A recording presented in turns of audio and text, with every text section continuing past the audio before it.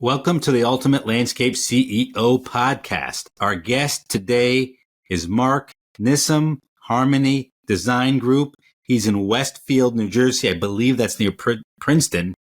90% design build, 10% maintenance. Marc has an interesting journey as someone who grew up with dyslexia and did not know it until he finally got into a special school and gravitated then towards the visual arts and into landscape design, and ultimately getting his degree in landscape architecture, becoming certified, starting a design company. And you're going to learn about his journey from going from design only to design and project management, to design project management with some install, and then really to a design install company that still does subcontracting of more complex work like masonry.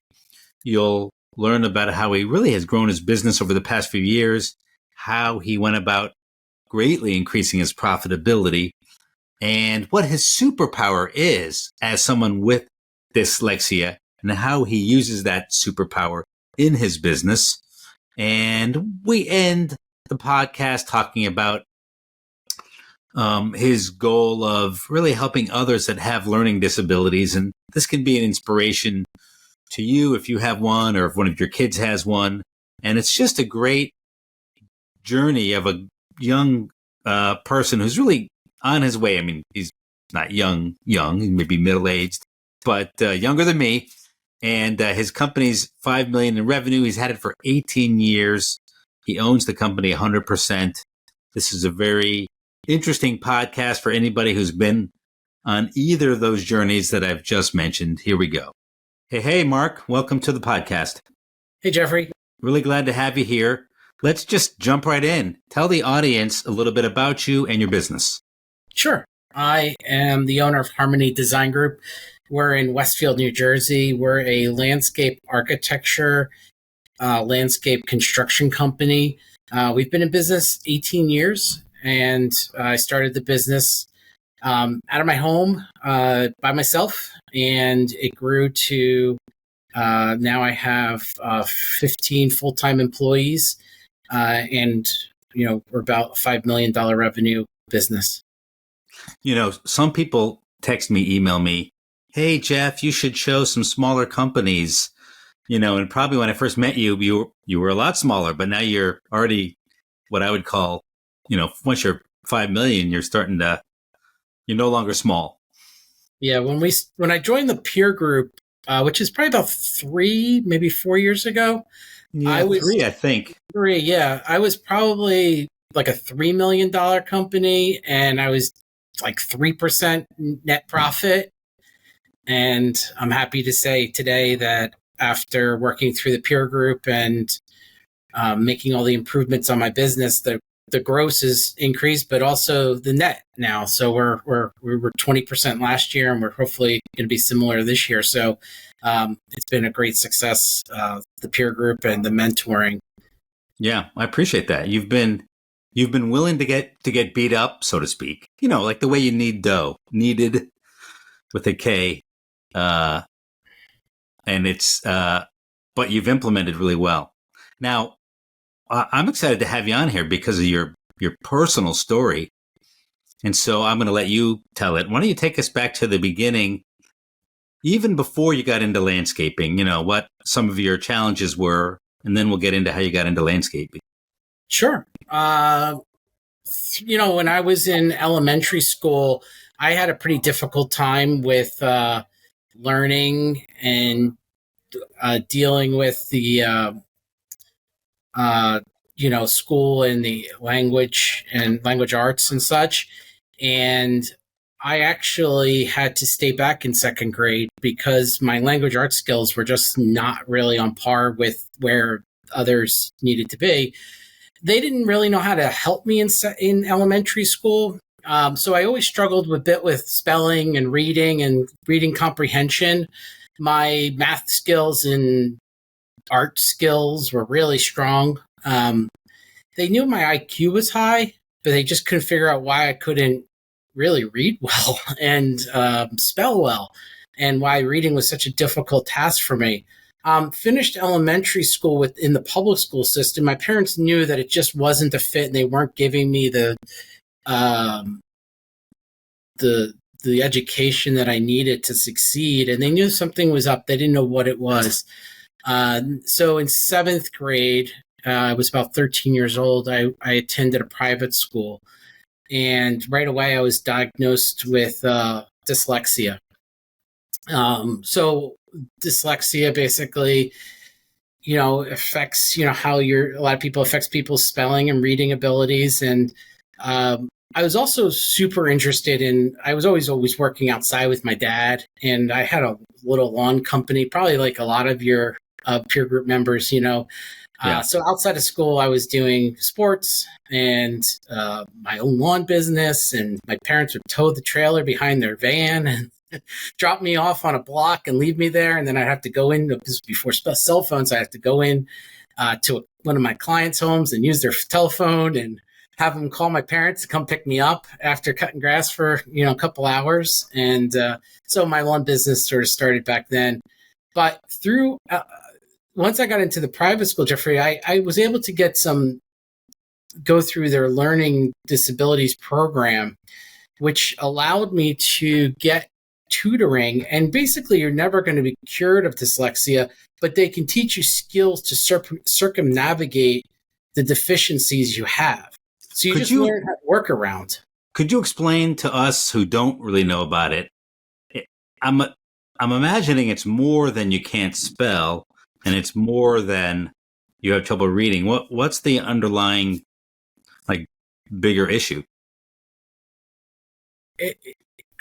I'm not sure that I understand the way the specifics with the brain and why the brain doesn't process those functions that well. But, it has a lot to do with, for me personally, language arts. It's the ability to mix up letters sometimes. That's why spelling can be very difficult for people. You read a sentence and you don't really comprehend what you just read. So I actually was taking books, Jeffrey, when I was in 7th, 8th grade. I was getting books from the Reading for the Blind on tape before audiobooks were around. And they would send me these audio tapes with whatever book we were reading in school, and I would play the audio tape as I read the book. So visually seeing the words and hearing it, because I was able to comprehend it. Just hearing it from somebody, the recording, and following along as I read it, triggered, my reading comprehension went way up. And then technology has really played a huge part in helping, I think, just generally people with learning disabilities. Spell check, for instance, it's just one of them, is one of the just quick things that you could think about, the invention of spell check to be able to properly spell words, But yeah. So is it safe to assume you don't enjoy watching foreign movies that are dubbed in English? It's funny. I'm not bad at it anymore. You get better at reading, your reading fluency, your ability to read the words on the screen, because that's kind of yes, while it's a different language, the context of the visual, because one of the things that people with dyslexia have, or they have some deficiencies, but they also have almost some superpowers as well. I have a photographic memory. So you take me to some place that I was at 7 years ago, and a client will call me and say, "You were at my house 7-8 years ago.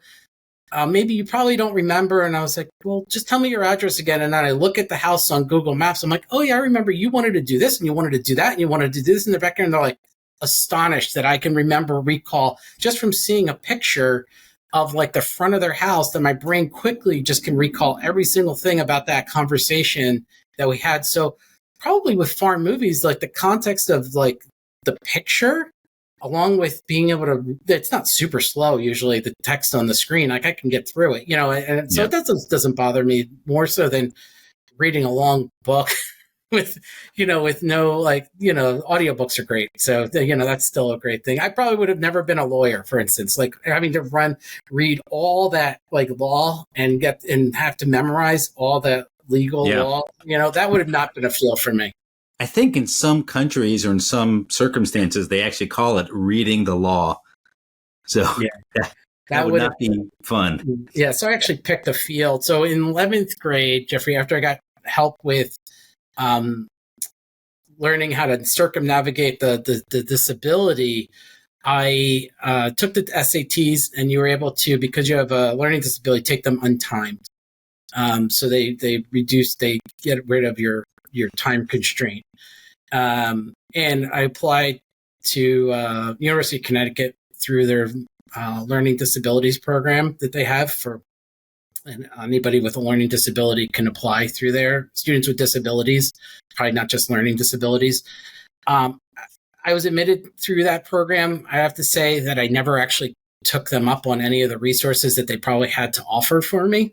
I think that the tutoring and skills that I learned in high school set me up for success. And I went through all the plant identification classes. I'm sure some of your listeners will recall going out and looking at woody ornamental plants on campus at college and having to spell them correctly, the botanical and common names, and have to underline everything correctly.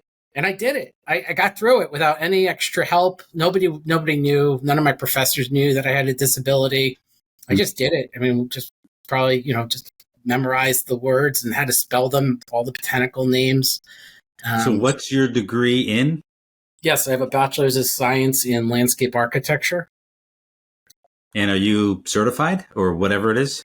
Yes. So I have to say my grandfather, when I graduated, said, you have to get your license. You have to get your license. I don't care. It's going to differentiate you from everybody else in your market. And he was really, he was right. So I took you had to work for a licensed landscape architect in New Jersey for, I think it was like 2 years. And then maybe it was 4. And then after that, you could sit for the national exam. And then there was even in New Jersey, some sections that New Jersey required. I was able to take those, get some help from the learning with disabilities for those tests as well, because they're standardized tests. And so, I passed this license. I have a license in New Jersey and New York for landscape architecture. Okay. And so tell us how the business got off the ground or reborn. So I was working for a firm at a college in Princeton, getting those 4 years of internship, basically apprenticeship done. And then we got married. My wife, Rachel, and I got married in 2005, and we moved up. She's a teacher. We moved up to Westfield, New Jersey. I was in the Princeton area, and it was about 45-minute commute for me in heavy traffic every day. And I said to my wife, I can't do this. Luckily, I said, I can't do the drive anymore. She said, well, she encouraged me. She said, hey, if you want to start your own business, that's great. I think you'll do well. So I decided to launch Harmony Design Group. I found a landscape contractor, Jeffrey, that was looking for a landscape architect to do their designs. It was a quick way for me to basically find a client. I don't really know how I would have done it. I would have been penniless. I would have taken me forever to start to make some money. So he right away he promised me like 30 to 50 designs a year, and I could do that. And so, a couple $1,000s a pop, it wasn't bad sitting in my pajamas in my basement, better than all the commuting I was doing. And that was great. It was great for 3 years, comfortable. No, by myself, not too strenuous. And then the recession hit 2008, and I decided I'd put all my eggs in one basket. That was a horrible business model. And I started branding my own business. And then from there, coming out of that recession, I started general contracting work in town, more local. So you started off first as a designer, like you were just a sub, basically. You were the original remote employee, huh? Yes. And so then you went into design and subbing out the work? Yes, I became the general contractor for landscape like a general contractor, a landscape architect that had all the different trades, and I could bring them into a client's house and general contract the whole thing. That worked for a while until you get callbacks, until you get a dead plant, until you get a client that wants one more landscape light. And then you're trying to get these contractors to come back to do a little bit of work, but they're already on to the next jobs. Yeah. And so I ended up hiring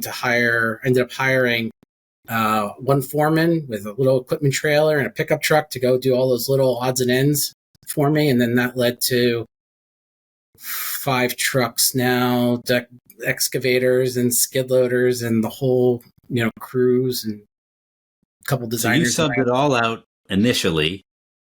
When I met you 3 years ago at 3 million, were you like half sub and half in-house? I was probably more like still about 70% sub and 30% in-house. And now I'm more like 50-50. I still subcontract a lot of intricate masonry work. I find that it allows us to design unique elements for our client and make our product unique while not necessarily having the skill set always for the things we're designing on our team. We don't always have the mason that can do a custom fireplace, but I can find a sub that has the personnel that can do it, and then we can manage that part of it. Yeah. So it's pretty unique. How do you budget? And this is sort of a question I already know the answer to, but because I'm sure we dealt with it in the peer group. But how do you budget when half is sub and half is in-house? Do you budget the man hours and overhead recovery on the in-house labor hours, or are you doing a simpler type of markup and overhead recovery? Yes, so not simpler, but different. Yeah, I think that's what took me a couple of years to figure out how to do it correctly. One of the things you turned me on to before I even entered into the peer group was to get an estimating software, right? And get a software where you could create a budget and work through that. And that really took a while to tweak that software to figure out how it worked with the labor hours that I have available to me through my in-house team, right? To recover that overhead and revenue, and then how much I need to make on top of my subcontractors and the materials, and getting that mix right in that, within the software was really what took a bit to get the profits to where they are now, and I think that's what took me almost like 2 years to figure out. Yeah. You set it up and you think you're right. You go through a season and then you end up at 9% instead of 3%. You're like, all right, we made a little bit of improvement, but we still didn't get to where we wanted to do. And then you play with it a little bit more. Yeah. So do you think you left money on the table even at 20% net? I think that there's still a lot of inefficiencies within. I think the we're estimating the jobs correctly. I still think that there's still a lot of inefficiencies where jobs go over in time.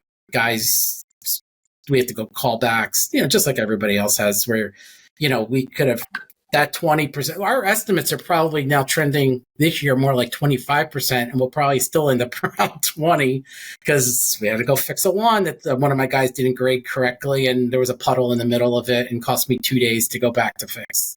So there's still that happening. So you have a 5% or 5 percentage point fade in your estimate to actual. Probably, yeah. And not so much on the sub work, though, because that's more of a guaranteed. That's the nice thing about subcontracting is you're sort of locking in those percentages, and all the errors are happening with my own teams, The subcontractors don't come back to me with a different price to get paid unless there's extra work, and then we're billing for that. So that's nice. Well, what a great opportunity to do as well as you're doing with that amount of fade still happening.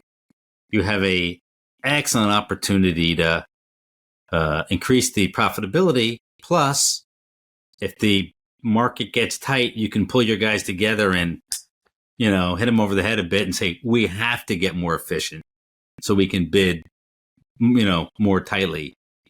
Yeah, and every year it becomes like the first year we implemented the software, it was a COVID year. So we couldn't even bring our staff in to train them on how to use their phones to track the work areas. So we just were like, just log your day. Like, just log your day. And then this year, a couple of years now into it, we're like, now log each work area, get into it, document your your work areas where you're changing work out and you're doing change orders. And they're using the software better. We hired a project manager who's doing what I used to have to do that job too. So now he's more on top of the change orders that are happening in the field and the hours and making sure that the hours logged are correct. So it takes a little bit to get that honed in. We're getting there. Now, I remember like a year or two ago, maybe it was 2, you were like, God, I might just throw in the hat on this, before you had figured things out. You were definitely frustrated and, toying, or maybe it was just frustration, but possibly toying with the idea of just going back to design, etc.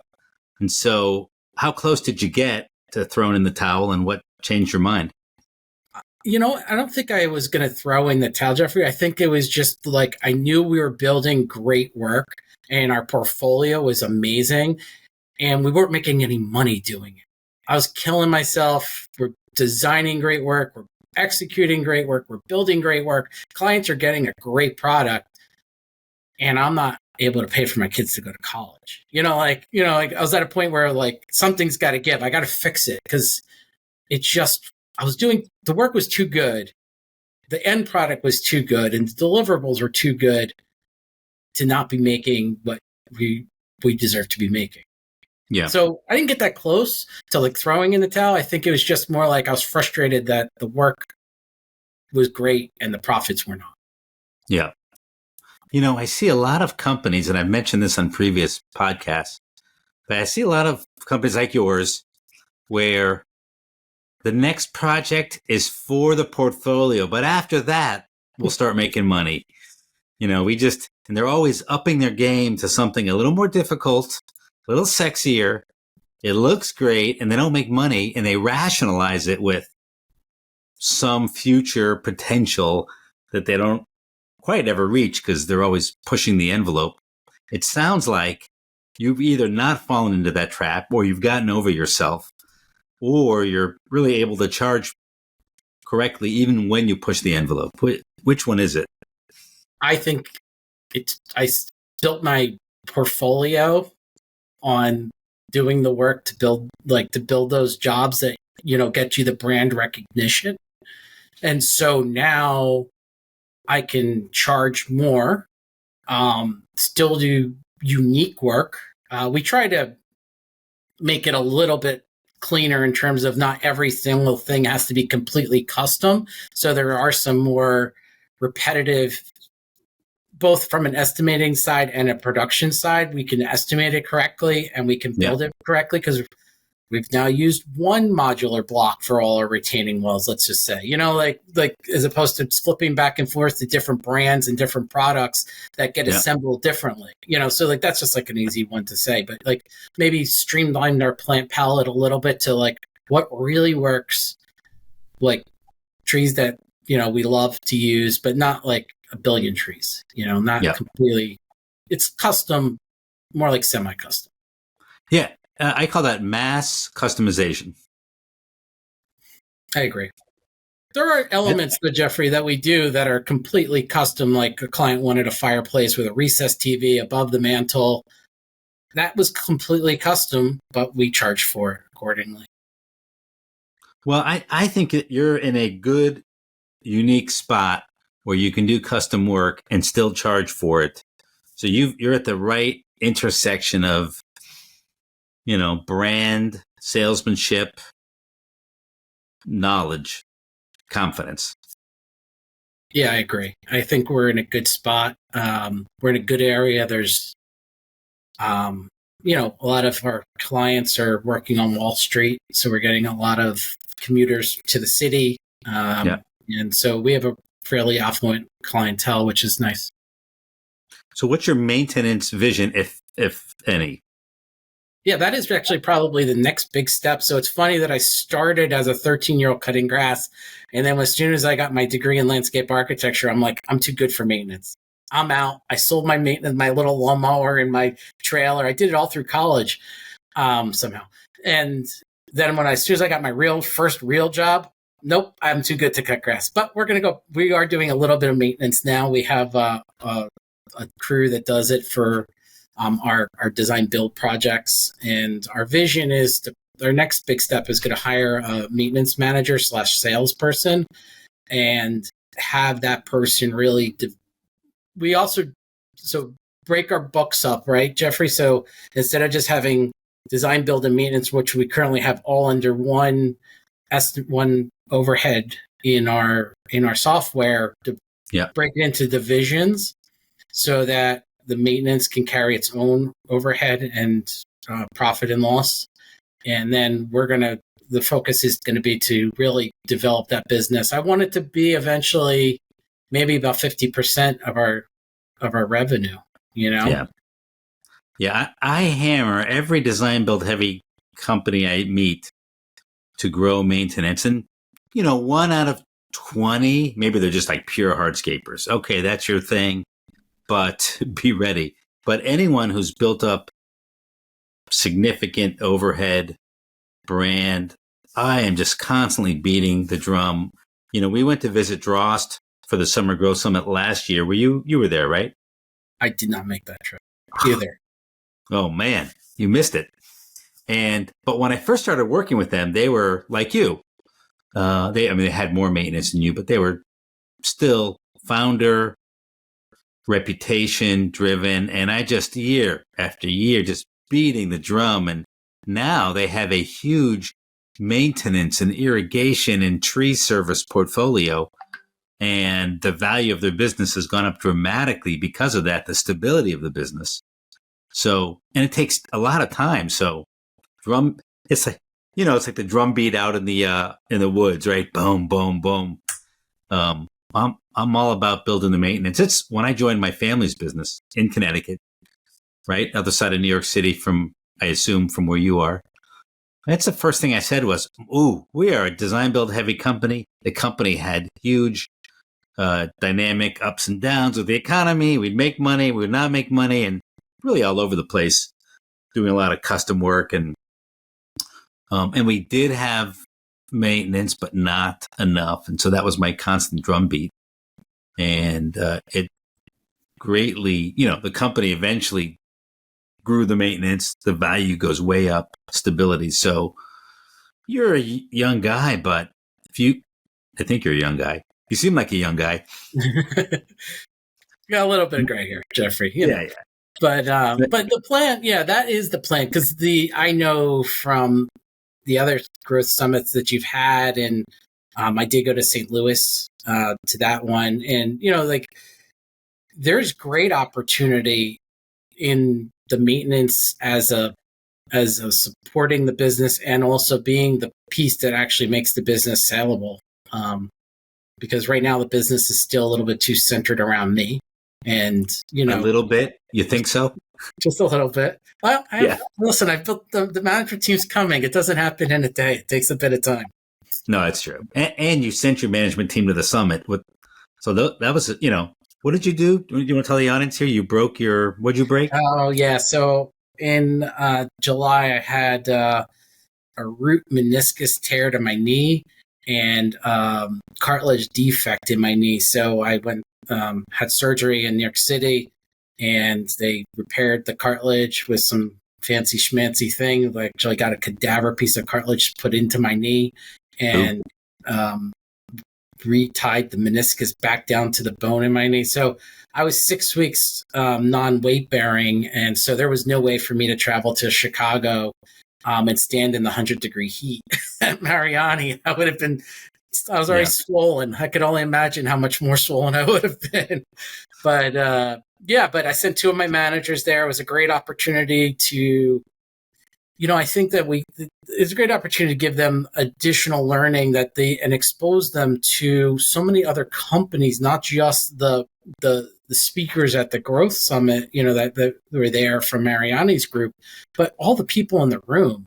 And they came back. The one thing they both did say was that the people in your group, the owners of the other businesses, are just so willing to share.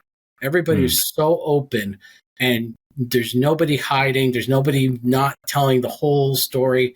People were just willing to completely share and freely yeah. share with Uh, no threat of, there's some secret out there that they're going to spill.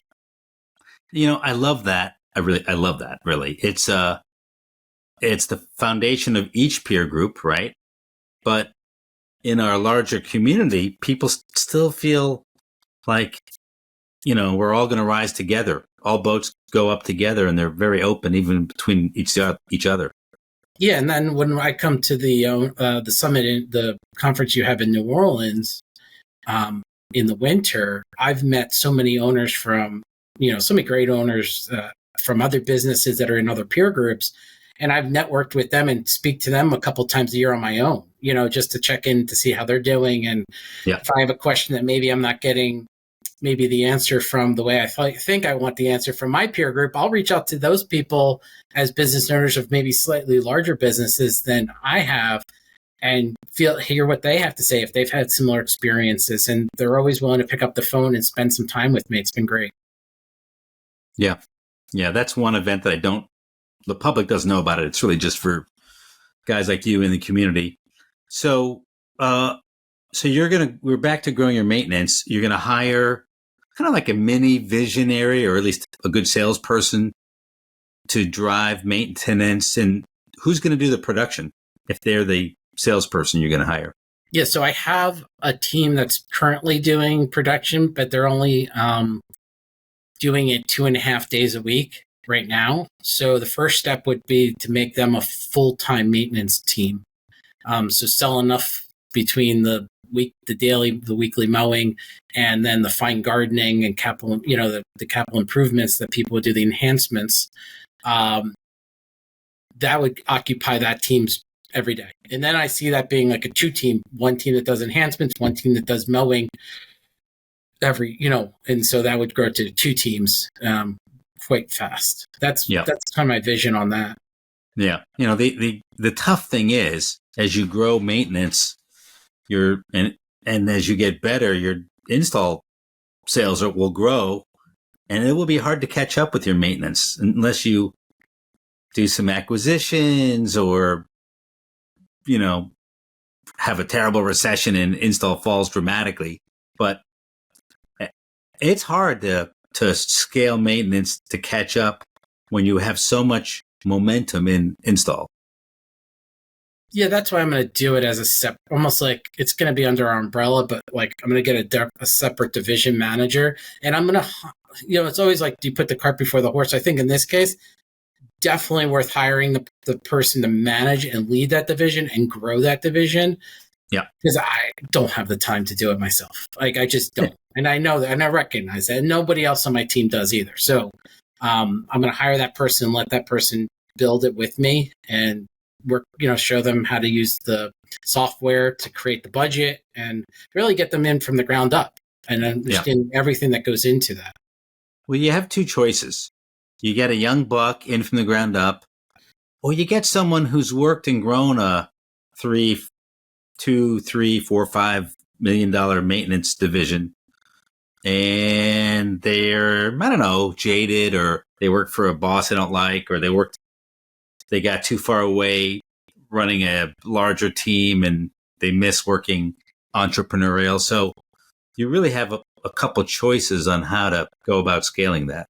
Yeah, so we've used to fill a couple of the roles in my business. We've used a recruiter that a lot of the peer group members use, Jeffrey, and I think I would go back to that group to help us with finding the right person to fit the role. Yeah, I'm just saying though, you have to think about how you budget. Do I want someone who's going to come without any bad habits, supposedly, and they're going to cost less and I'm going to train them. They're going to become a mini me. Or do I pony up and pay an extra 50? I'm just picking a number here, and get somebody that was going to teach all of us a thing or two on how to grow maintenance. Like, that's the decision. I was going to pay the money and just get the experience. That was pretty much the way I was going to do it, because I want somebody who can come teach the team how to do the maintenance correctly, the timing on it, the all the different aspects of it. We have to get make sure that they have all the licensing for the pesticides and all of that, and get somebody in with that experience. Yeah, I think when you're hiring someone like that comes with a pedigree, they come with, their pedigree is plastered onto bags, so they come with some baggage, and just being patient and doing a good job of interviewing, a thorough job, not falling in love, I think is really important. Obviously, the values have to align. I have a client, I won't mention his name, but he hired a mate.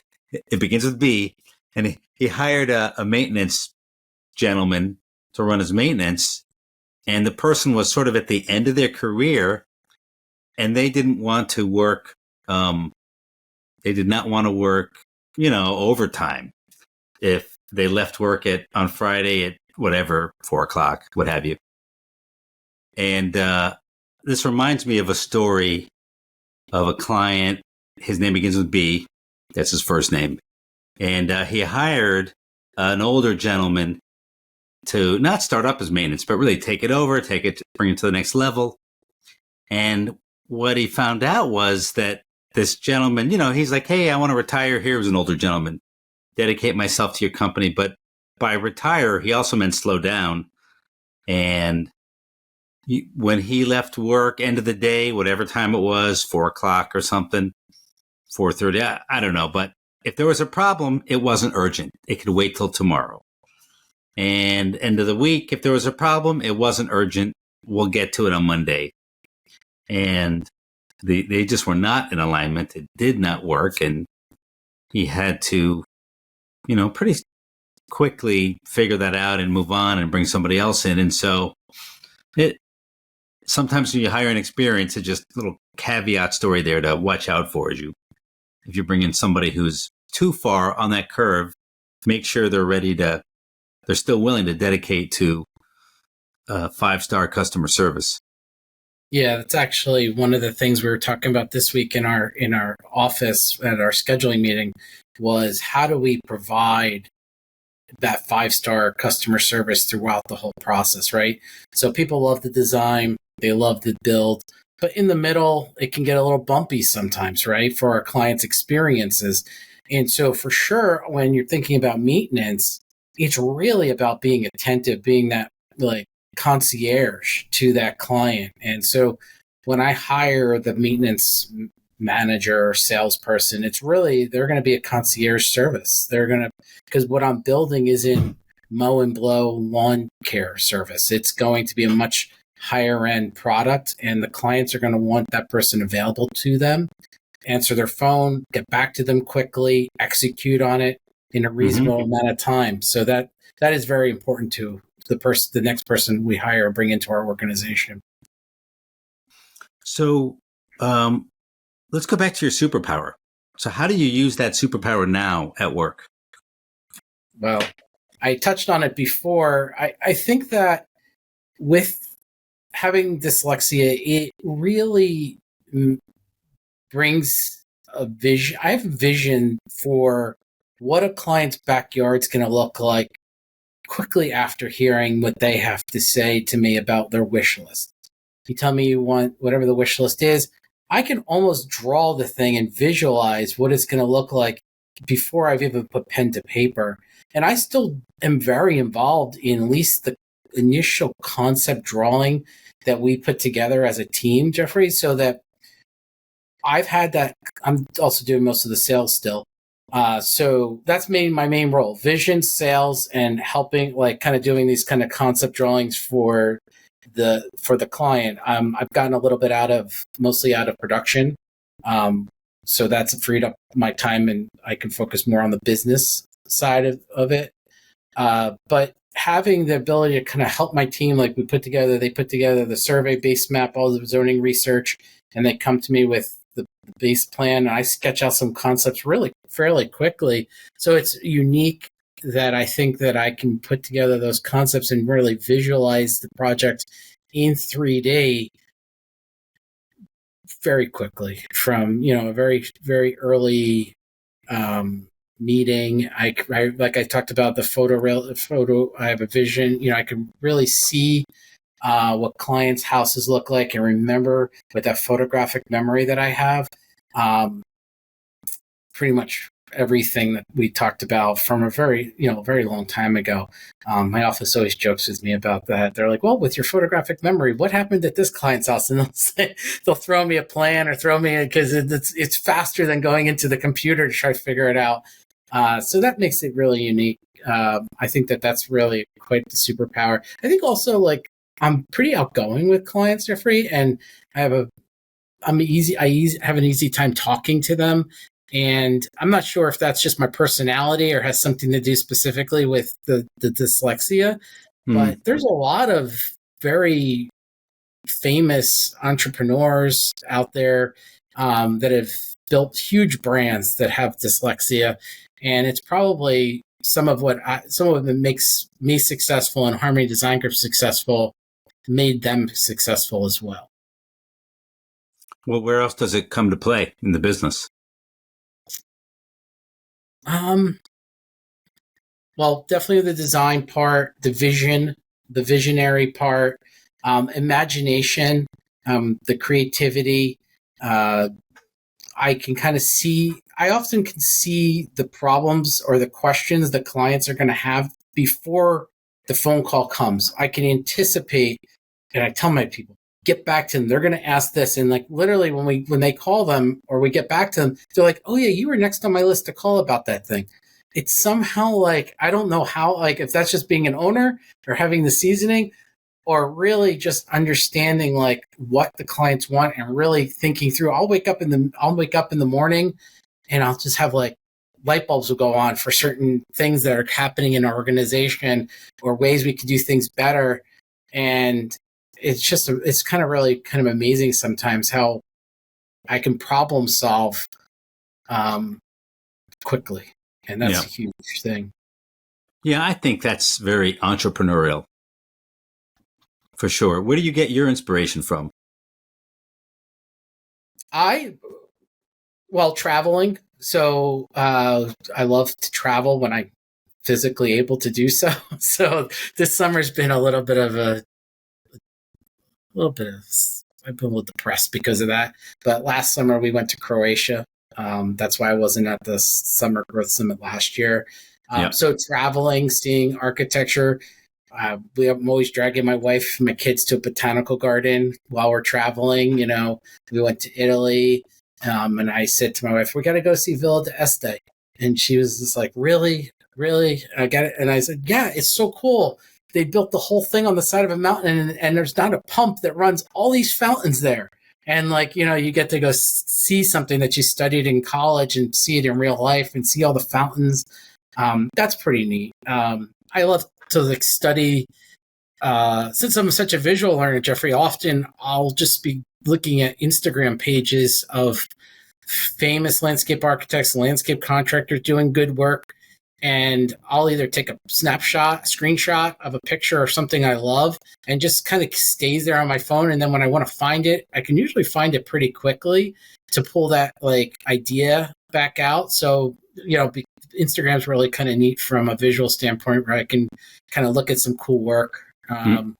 Study landscape architects, like go in New York City and see the High Line and see Ohm Van Sweden's work and some of the famous landscape architects that have done work in our area. It's pretty neat to go see their combination of plant material, the textures they use. So I'm always interested by that. What encouragement or feedback recommendations would you have for others out there that have their own learning disabilities? Yeah, so I've also thought over the years, I know that I may as I get older, would like to do some motivational speaking or going to schools to speak to people. I think there's a lot of students that or kids that have a learning disability, whether it's dyslexia or some other um, learning disability. It makes them think that they're different and they can't do it.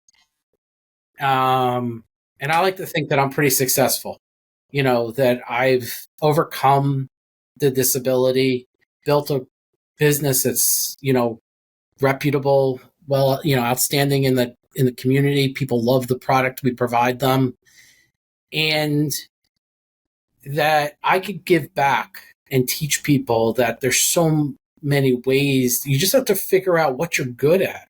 I was quickly learned I'm not going to do something that takes a ton of reading and a ton of research and a ton of time in the library. I'm going to go into more of a visual media.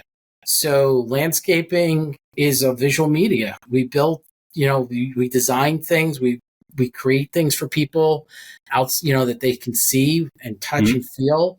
And so I harness the good attributes of what made me unique and created a business that complemented that, or went into a field that complemented that. So that's like what I would tell students. I would tell kids, adults, figure out what you're good at and find a field that complements that, or that you can use that skill, that asset that you have.